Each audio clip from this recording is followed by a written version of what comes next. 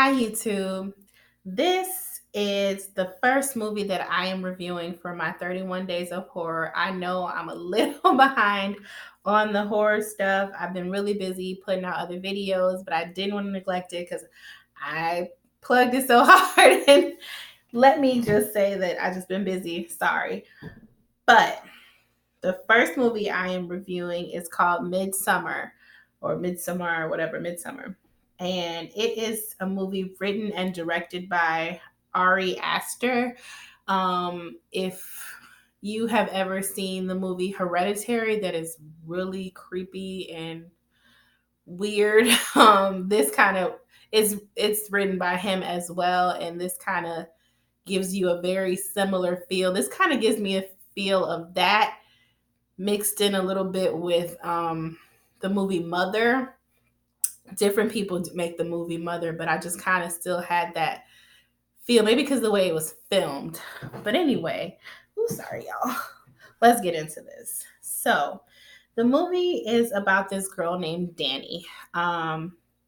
She is having anxiety or getting an email from someone, and it turns out it's her sister, and she's having anxiety about it. So she calls her boyfriend, and he reassures her that her sister, does this all the time. And, we find out that her sister is bipolar, and he's like, she's just doing this and she's crying out for attention. Don't let her bait you into this. Just, ignore it and whatnot. He's like, she's pretty much just always does this. So just, you know, whatever. So she asked her boyfriend, like, oh, are you going to come over later? He's like, oh, did we say I was going to come over later or whatnot? I'm like, oh, it seems like he didn't really want to hang out with her. But he was like, yeah, sure, whatever. But after that, it jumps and it's him with his friends or whatnot. And, it's him and his three friends. And I think one name is Mark, Josh, and Pele. And they're talking about this trip that they're supposed to be taking to Sweden to go meet Pele's or Bella's family, or because I guess he grew up on like a commune or something. And they're all gonna go because Josh is doing a thesis on it, and they're all like doing going for like their doctorates or something on whatever subject of their choosing, and Josh is going to be studying that, and Bella's just really going back for the Midsummer Festival to be with his family, and they're all just going to go with him. And he's like, man, you need to drop her. You should have broke up with her like a year ago. And Mark is saying this mostly. Mark is the one that's really, really against him being with this with Danny, and he's like, break up with her, get somebody who actually wants to have sex and who isn't so closed off and blah blah blah. He's like, and then I think she's calling again while Mark's talking all this shit about his girlfriend, and he was like, man, that's abuse, the way she just leans on you and whatnot. I'm like, shut up. He can be his own man. He is a grown man, and if he really wants to break up with his girl, he can and will. But she's calling him again, and he's like, oh, I gotta go take this. And she calls him, and she is bawling, crying her eyes out, screaming or whatnot. So I'm like, damn, what the fuck happened? Turns out that her sister, the email that her sister was sending her, because her sister sent her an email saying like, everything's going black, mom and dad are coming with me. And I'm like, that didn't sound good. So it turns out the sister had turned on both of their cars in the parents' house or where they live, and had a tube going into her parents' room, killed them, and had a tube going taped around her face. So it was like murder suicide, and I was like, wow. So he was planning on breaking up with her, but can't just break up with somebody after they sister killed the family and everything. So he stuck with her for a little longer. And from there, I guess it jumps like a couple months because they were supposed to be going to Sweden. He is supposed to be going in a couple months with his friends. And it's like a couple months, I guess a couple weeks before they're supposed to go. And I don't think he hasn't told Danny about this. So he said that he's gonna go to some party, and she's like laid up in bed, and I guess she's probably just been depressed and crying for months and just laying in bed for the longest. And she's like, "No, I'll get up and I'll go with you." So from there, um, they're at the party, and she's just like feeling just fish out of water, just not really there. She's there but not there. And then they mention the whole Sweden trip, and she's like, "Oh, you're going to Sweden?" He's like, "Oh, well, I mean, we talked about it. I'm not sure." I'm like, he planned and he had his ticket must to go, girl. Don't let him lie to you like that. So it was just weird. So they get back to her house, and he just seems like a dick. Honestly, this dude, the whole like he just seems like an asshole. I can see if you want to break up with somebody, like just leave me. Like don't be acting like that. So he's just like, "Oh, sorry, let me check this." She's like, "Oh, that was weird. I didn't know that you were going." He was like, "Well, I kind of just decided." She's like, "Oh, so you got your tickets?" And then he's like, "I mean, I just decided." So he was like, "Maybe I should just go." And he was just like, if somebody want to break with you, they just trying to make up arguments and stuff. And she's like, "So," and he's like, "No, no, no, no, please, let's just talk about this. Don't leave." He's like, "No, I should go." "No, no, no, please, please, please." So he just ends up staying at her house. The next day, they're going to it's at his house, and he's hanging out with his friends, and they talking about the whole Sweden trip. And then he was like, "Oh, I invited Danny, but she's not going." He's like, "Okay, guys." He's like, "Oh, that's Danny, she's coming upstairs. I invited her, but she's not going." He's like, "What do you mean you invited her, but she's not going?" "I mean, I invited her, but she's not going." "She's definitely going." And then the Pele dude, um uh the Mark boy is upset. He's like, "Oh, can I, Christopher, or what is his name, Christian, can I talk to you in the other room? I want to get your idea on a paragraph." Because he was talking shit because he mad about Danny going on a trip to Sweden with them or whatnot.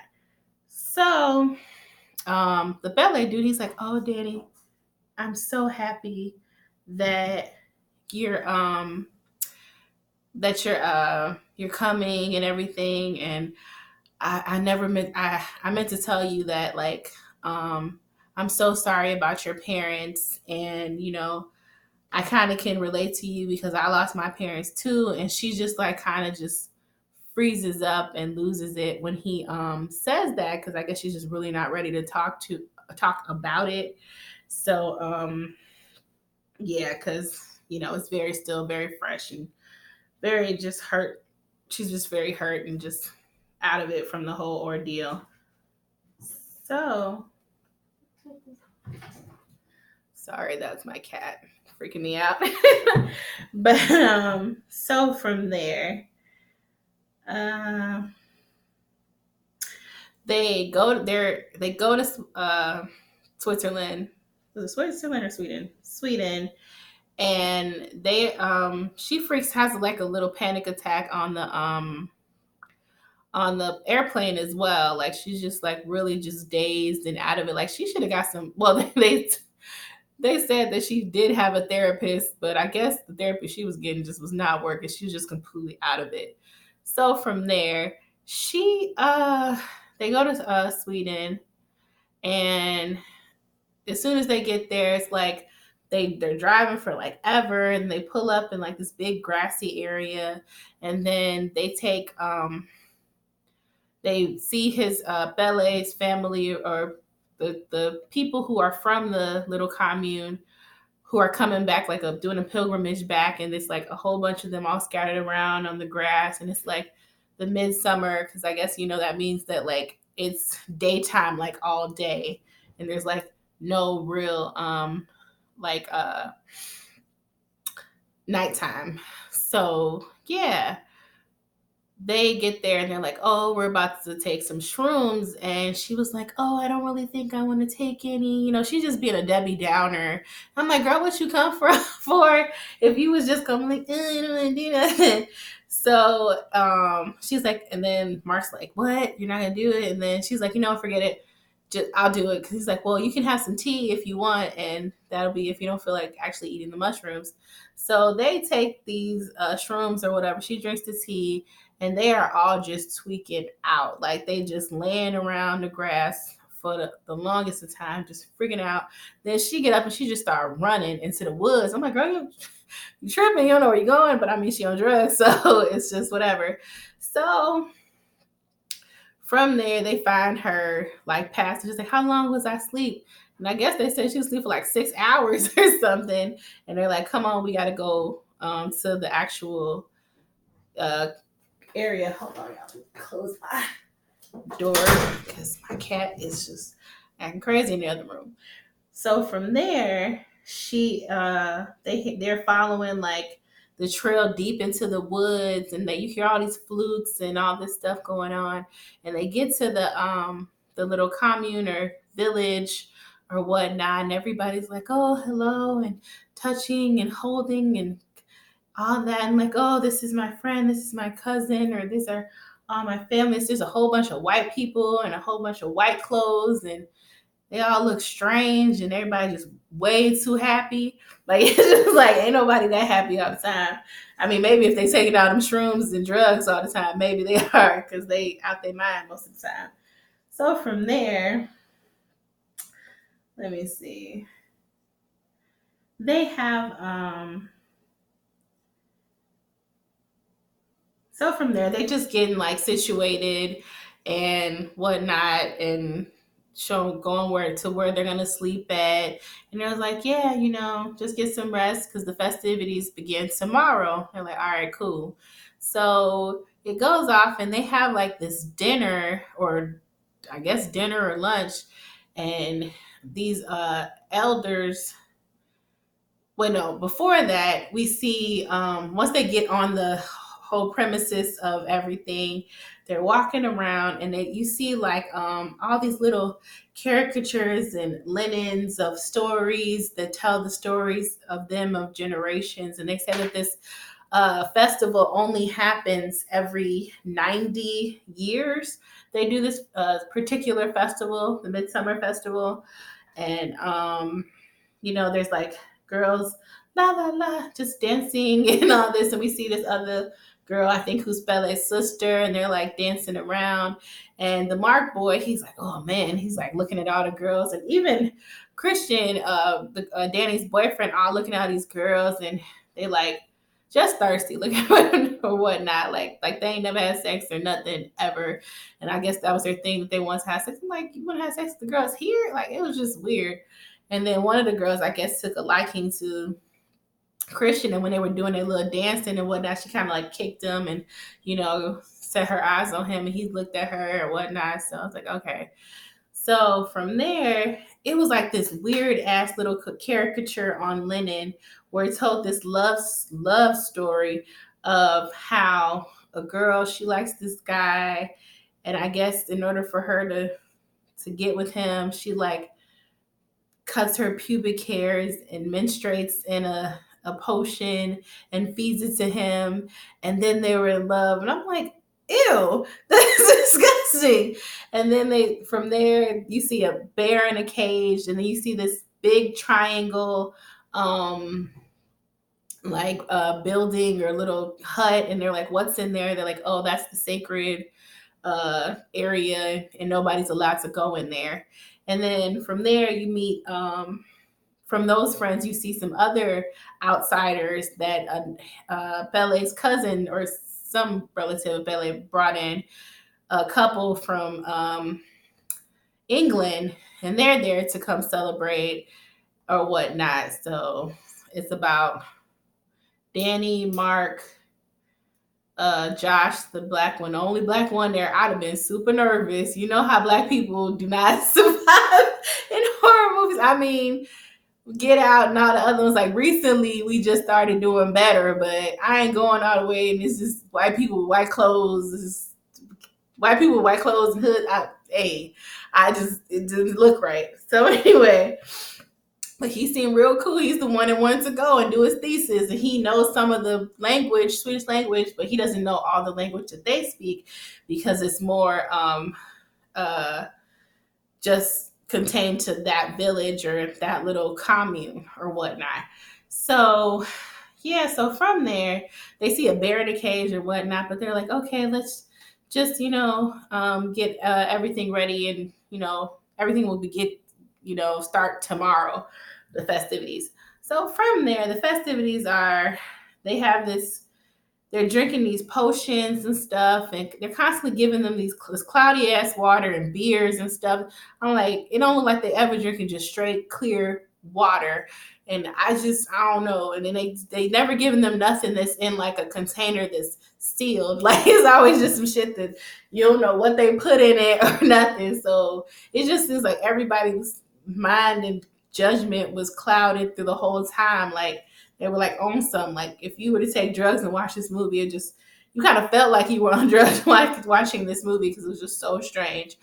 Um, so from there, the festivities start, and they have dinner, and the elders, these two elders, and a man and a woman come up, and they're like in powder blue. They walk up and they sit down, and everybody's standing up and waiting for them. Then they sit. When they sit, it's like the aerial view of it all. Like you can see how, like, when they come sit down, there's like a whole domino effect. Everybody sits down, then they sit, and then they grab something to grab a thing and start eating. Then everybody's like a whole chain of dominoes that happens, and that kind of uh, chain reaction happens throughout the movie, and it's very interesting. So from there, um, let me see. They get up and they wheel, or not wheel, they carry the elders off after the dinner. Well, first they sing a song and they're like, huh, whew. This is like really weird. And they were doing that breathing stuff throughout the movie. So I'm like, what the fuck is that? And they did that and they were like breathing and and then from there, they carried them off to a cliff, and then they were singing all these songs and all this, and everybody else is below while they're being carried up to the top of this very beautiful blue and white and cliff. It's very nice. And they carry them all the way to the top, and they cut their hands open. And then like people are looking from below, and then all of a sudden they jump the fuck off the cliff. And and the man jumps off and his leg breaks off to the side. And then they come up, some of the other town people come up, and they have a big ass sledgehammer thing and bash his skull in. And I'm like, what the fuck just happened? So they did that, and now they're these that. It was just like, what the fuck just happened? But they were, but it was mentioned earlier that between the ages of birth and 32, everybody sleeps in this hut together, this big room together. And then once they're from 32 to 70 something, then they're of working age or whatnot, and then to 72. And then it's like, well, what happens after 72? And then the Bele says that they die or whatnot. I'm like, the fuck? Or not, they die. She just said, so I was like, okay, so I'm thinking like, okay, well maybe they was 72 and they had to die after that. And they were like, well, the little English couple was like, oh hell no, we need to leave. This shit is crazy. And I was like, oh no, no, no, sorry. I'm sorry, Bella didn't explain to you of our traditions.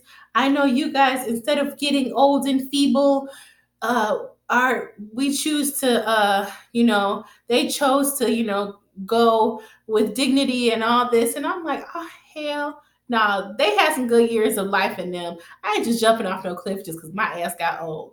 No. So they're just kind of out of it. And then Danny, she's just walking around looking just deranged and crazy.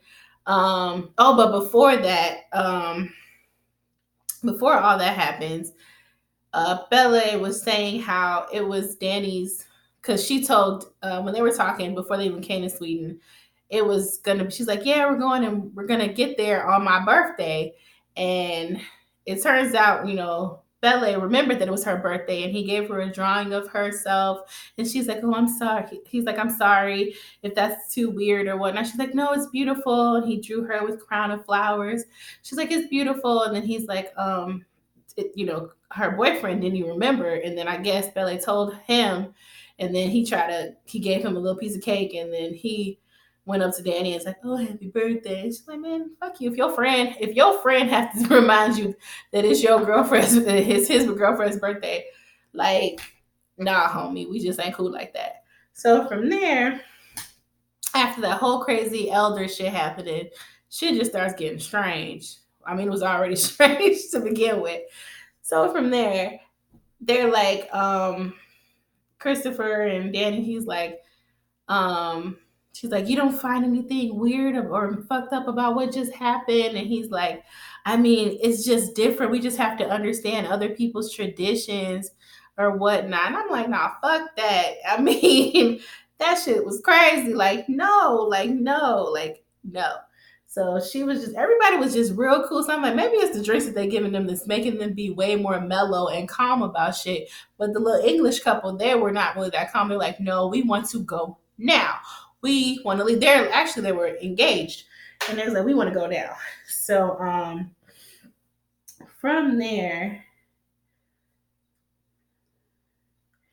after all that happens, the Christian goes to Josh, the black dude, who's originally supposed to be doing like just doing old folklore, not specifically that community, but that was just one of all of a part of his story that he's doing. So he goes and tell him like, "Oh, I just thought you should know that I'm gonna do it on here too."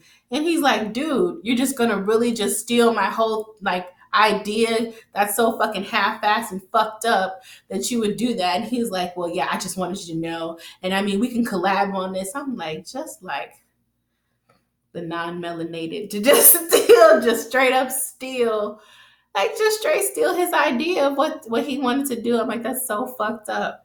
But anyway, so he's like, we can collab on this or not, but I'm doing it. And I'm like, fucking asshole. So from there, the next day of festivities, um well, no, the other girl, she's looking for her because I don't know. I guess they got separated some at some part, and she's looking for her fiance, the ones who said from England or London said they want to leave. And the dude tells her, one of the elders says like, "Oh, he left. There was another train, and there was only two room for two in the car.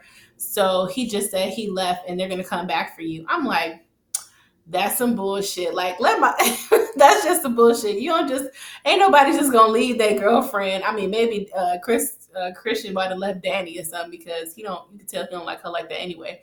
But that's some bullshit. So she was like, "What do you mean he just left?" He's like, "Yeah, he left, and there'll be another car out for you later. And like, it takes 30 minutes to get there and 30 minutes back, but he'll be back later. Or somebody will be back later for you." I'm like, yeah, right. So now one of all the people are missing of the outsiders who came to visit. So from there, um, oh yeah, Josh, the black dude, wanted to ask and know more about see their writings and their like uh communities, like journals and everything that tells everything from hundreds of years of their traditions and all that from their oracles. And then he was talking to one of the elders. He's like, "Here's one of the books from the our oracle." And turns out, because at the beginning of the movie, it shows this very morbidly deformed person that's in the community, and we find out that this is the who is the oracle of the community, because they asked like, is there a chance like, what are the chances of incest since it's such a small community? But one, they tell them like, "Oh, that's why sometimes we have to have outsiders come in, and we try to keep that down. And some cousins do get together, but they have to get approval or whatnot." I'm like, that's gross. And everybody, there's definitely incest going on up in that shit. So from there, when Josh was talking to the elder, he's like, "Oh, yeah, the oracles are always the product of inbreeding." I was like, "Well, because they have a clear mind and they don't have all the outside I guess, stresses or whatnot because they're fucking mentally fucked up because they're fucking inbred children. And he's like, well, what happens when he dies? And it's like, I guess they have some other people, some other very closely related people procreate and have another oracle. I'm like, okay, whatever.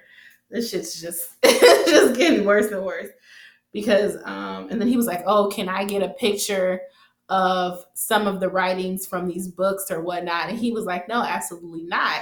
So he's like, all right, whatever. So from there, we see Mark, and he pees on one of the, after those elders, they scoop the elders who jumped off the cliff, they burn them, and then they like put their ashes in this big ass tree.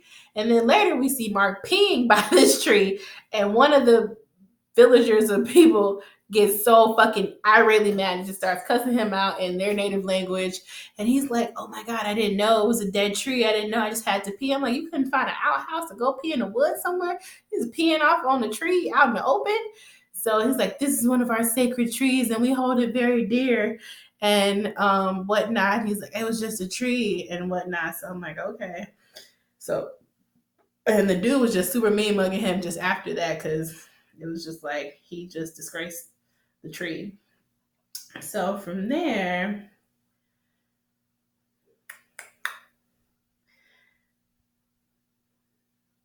they were the next part of the ceremonies are going on, and then all of a sudden the other girl, Connie, the who was looking for a fiance, they talking about some she left on the train. They talking about some, it's like dinner time again or brunch or whatever. It's another time for another meal again that they're all gonna eat. And then they're like, well, where's she at? And they was like, then one of the dudes was like, man, I don't know. And then the one dude is mean mugging Mark, the one who peed on a tree. He's like, man, is that dude gonna kill me? And then one of the people say like, oh yeah, your friend, she left in another car and she's gone now to meet up with her fiance. I'm like, that line ain't nobody saying goodbye. You don't see nobody a car drive up or nothing. This is some bullshit. Why ain't nobody asking no motherfucking questions, especially the black dude? Black dude, why you ain't asking questions? But he just seemed really weird and out of it too. So I'm like, apparently they were just drugged from the jump and just their defenses were just down and they weren't thinking to ask questions about a goddamn thing because I would have been the fuck out of there. So from there, they have their meat pies because Danny was in there with the village women and helping to make the meat pies and stuff. I was like, what kind of meat? Whose meat is it? Because I'm like, motherfuckers is going missing. I just want to know who meat this is because I don't know, because it's just shit ain't adding up and the shit seemed crazy and everybody smiling and wearing white. The shit just don't seem right.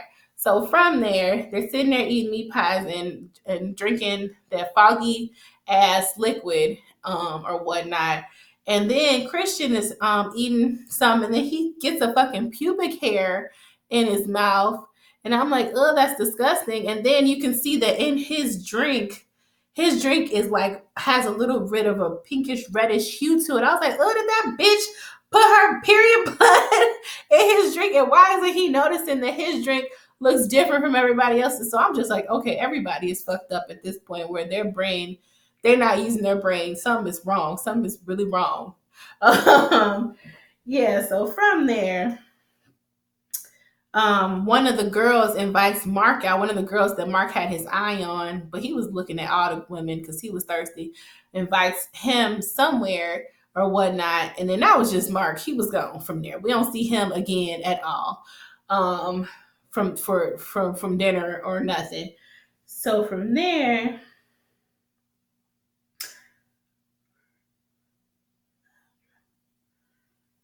oh yeah, and then the girl who put her pubic hair in his drink and all that, she also put like a love charm under his bed. So she just putting all types of roots and whatever type of witchcraft she doing it on this man or whatnot. And then from there it goes to the nighttime again. And the black dude Josh goes to sneaks up in the that's one of the sacred rooms with all the sacred books and shit, and he in there with his phone clicking and clicking and taking pictures, and he sees a reflection or something in the back, and he like Mark. He thinks it's Mark. He's like, Mark, what are you doing here? Close the door. You're not before somebody sees us. And it's her. And then all of a sudden he's like, Mark, and somebody boom knocks him in the fucking head. And it turns out it's not Mark. It's someone wearing Mark's skin and face. I'm like, what the whole fuck? So this is the first time we're actually seeing that these people are being murdered. So from that, everybody has disappeared except for Danny and and Christian out of all the group of the people, the outsiders who were there. So now we see. So then they're at dinner again or lunch, whatever. It's just daytime all the time. So I don't know what the fuck meal it be. And one of the elders is like, we just like to say that one of our books is missing. Book so and so and so and so, and we're not accusing anyone, but if you took it, just return it back to the sacred room. It will be unguarded, and we'll just call it that. So just return the books. I'm like, ain't nobody steal your motherfucking books. Y'all just trying to flip it to make them feel like, oh, maybe Josh or whatever took the book and left, or somebody took the book and left. The only person who would be interested in the fucking book is Josh. So where the fuck is Mark at though? And then Christian, oh, gutter trifling ass, sit there and goes to the elders like, oh, I just want you to know that we don't even associate with Josh like that's because he's black. You just throwing him under the bus. You don't even know if this man did this, but you sitting here going to these other strange people. You need to be asking like, nah, where my friend? And you keep talking about somebody stole something from y'all, but look like y'all stealing my friends. Fuck you mean? Like talking about some, oh, I just want you to know that he has nothing to do with us, and please don't hold this against us, and we would never do this. And he's like, but I don't think Mark would do it. But I'm like, oh, so you're gonna throw the black man on the bus and but say that your funky other friend who plays the one dude in Bandersnatch, he always playing some weird shit and whatnot. But anyway, just thought I threw that in. But he always playing in weird ass movies. And yeah, on Black Mirror, Netflix. So that was fucked up to throw your friend. I'm like, oh, he ain't your friend now. Y'all was kicking and hanging for years, but y'all ain't friends now. Okay. So from there,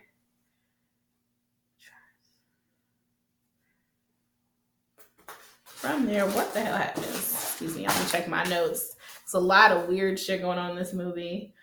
Um, so from here, it just seems like they're grooming Danny because they're getting ready for the last day of the festivals, and it just seems like they're like grooming Danny to be a part of things and a part of stuff with them.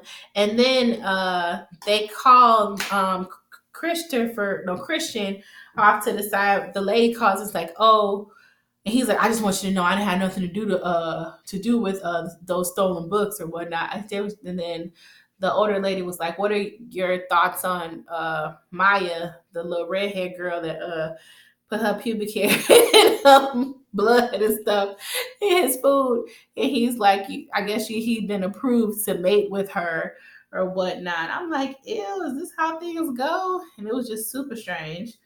And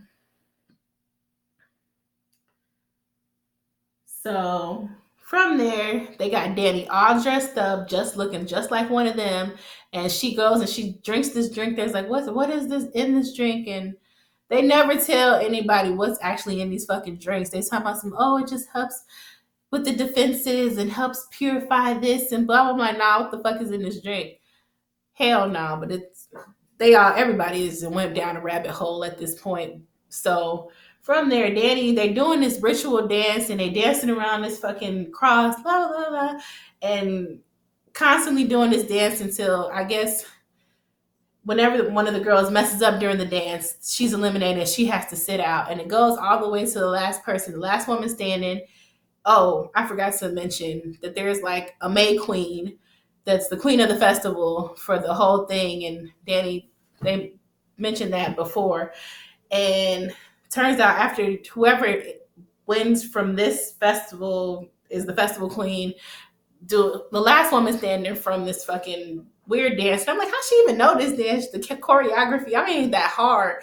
But she like, it's just weird. So she's the May Queen, and they put her all these flowers and stuff on her, and then they have the festival dinner, and from the dinner, all of a sudden she sits on this nice throne chair with leaves, and everything is so nature is like the earth and nature, and then she tripping out still from the drinks and shit they gave her, and she sits down, and then everybody sits down, the whole domino effect. Now everybody sits down, she grabs her fork to eat, and everybody else grabs their fork to eat, and then they're like, oh, oh, and then they like carry her off.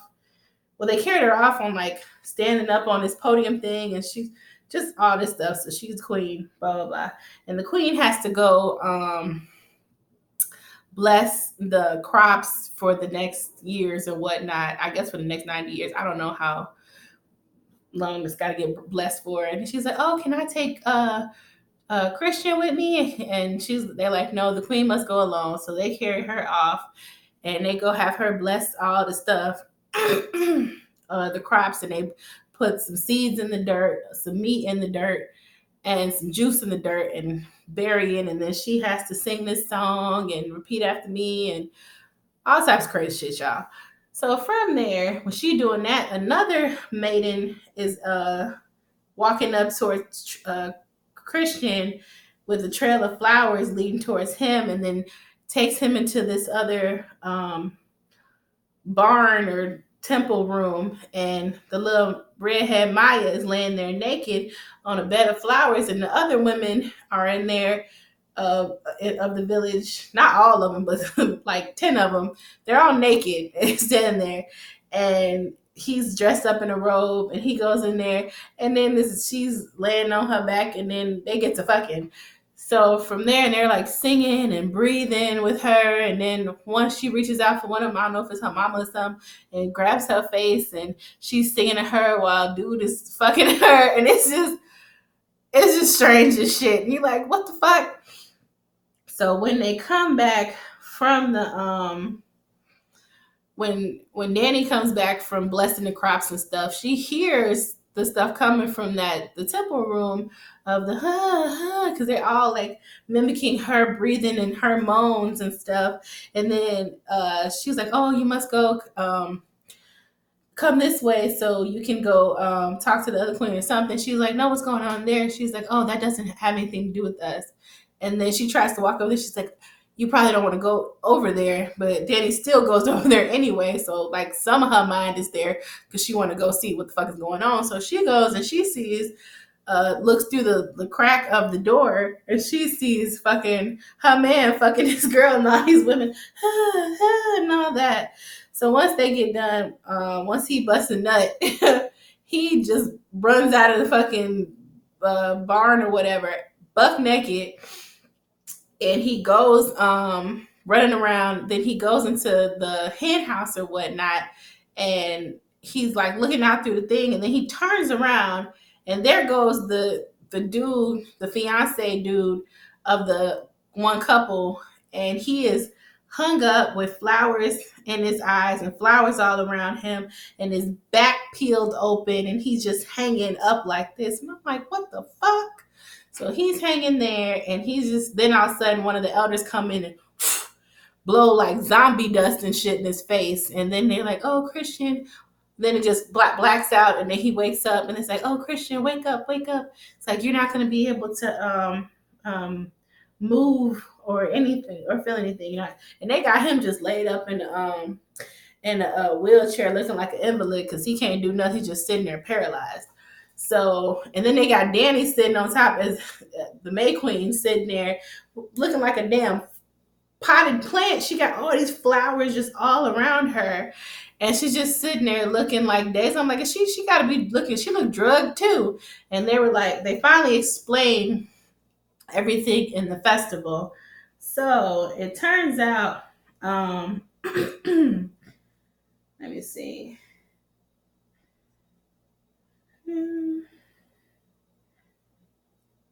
So the thing of the festival is they have to sacrifice 9 lives, 4 of their own and 4 of the outsiders. They have to sacrifice to the deity, because if you give life into it, you will get life back, or it's the circle of life shit. It's just crazy. So the 4 lives that were given were Josh, Mark, Connie, and the other English dude. Those were the 4 lives that were given. And then the 2 old people were the 2 lives that were given from their commune. And then the 2 other dudes volunteered. I'm like, y'all volunteering to give their life for the sacrifice to be given to the deities. And the May Queen gets to pick between they had like this big ass rolling thing, like a lotto, the lottery ball, a thing of lottery balls with, I guess, everybody's name in the community. And it's either that person who gets sacrificed, or another person of the May Queen's choice. So from there it jumps, and we see the one English girl. So we see that she dead, and it looked like, and then we see, and they all being wheelbarrowed off into the sacred yellow triangle full of hay. It's just a fucking room full of hay this whole time, with like symbols and shit all over the walls. So we see that she dead. We see the oh, and forgot to mention that when Christian was running out ass naked, he see Josh's legs sticking out like it was planted, like they're trying to grow a nigga or something, and his foot had a symbol on it. So I'm thinking, like, I think they cut off all they limbs and stuff, or a lot of the different body parts, and put it around the land or something to come back and grow back, and bring forth more life or some shit. And then yeah, they wheelbarrowing all the 9 sacrifices. Well, not all of them, because the 2 dudes who were willing participants, they just walked over there, and they all in the sacred yellow triangle. And then it jumps over to the elders teaching the young kids how to, because they done killed that bear, y'all. They dissected the bear and gutted it and everything.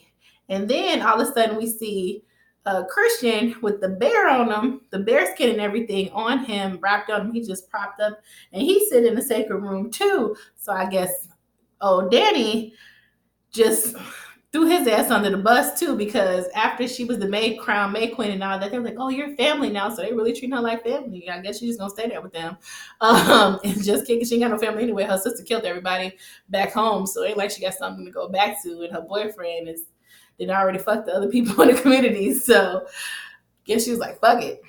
She's gonna roll with them. So he in there dressed like a fucking bear, and the 2 willing participants, the elder comes in and gives them something on their tongue. So I'm like, oh, is that something to kill them or what? I don't know.